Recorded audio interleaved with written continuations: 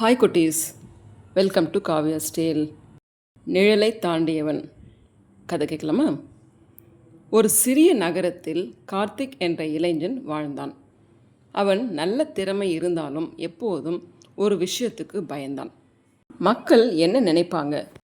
அவன் பேச வேண்டும் என்றாலும் பேச மாட்டான்.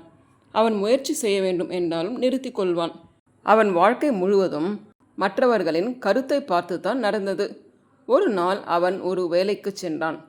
அங்கே அவனிடம் கேட்டார்கள், உங்களுடைய திட்டம் என்ன? அவனிடம் நல்ல திட்டங்கள் இருந்தது. ஆனாலும் அவனால் சொல்ல இயலவில்லை. தவறாக இருந்தால் அவர்கள் என்ன நினைத்து விடுவார்களோ என்று பலவாறு பயந்தான். அவனுக்கு அந்த வேலை கிடைக்கவில்லை. அவன் மிகவும் சோகமாக இருந்தான். அப்பொழுது ஒரு முதியவர் அவனை பார்த்து கேட்டார், என்ன ஆயிற்று? அவன் எல்லாவற்றையும் சொன்னான். முதியவர் சிரித்தார். நீ தினமும் மாலை நேரம் வெளியில் நடந்து பார். அவன் அதையே பின்பற்றினான். மாலை நேரம் சூரியன் மறையும் நேரம் அவன் நடந்தான். அவன் நிழல் நீளமாக இருந்தது. அது பெரியதாகவும் பயமுறுத்துவதாகவும் இருந்தது. முதல் நாள் அவன் அந்த நிழலை பார்த்து பயந்தான்.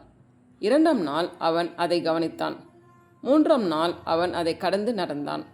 ஒரு நாள் அவன் கவனித்தான்.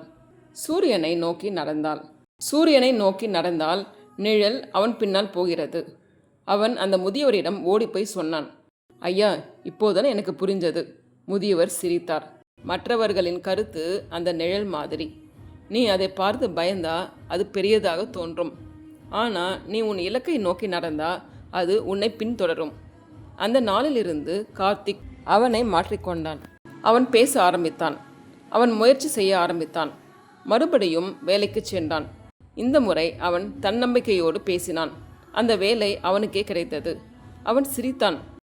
நிழல் போகவில்லை, ஆனால் நான் அதை பயப்படாமல் கடந்து போனேன். மற்றவர்களின் கருத்து நிழல் மாதிரி. நீ பயந்தால் அது பெரியதாகும். நீ முன்னேறினால் அது பின்னால் போகும். ஓகே குட்டீஸ், இந்த கதை பிரிச்சிருக்குன்னு நினைக்கிறேன். பிரிச்சிருந்தால் லைக் பண்ணுங்கள், ஷேர் பண்ணுங்கள், சப்ஸ்கிரைப் பண்ணுங்கள்.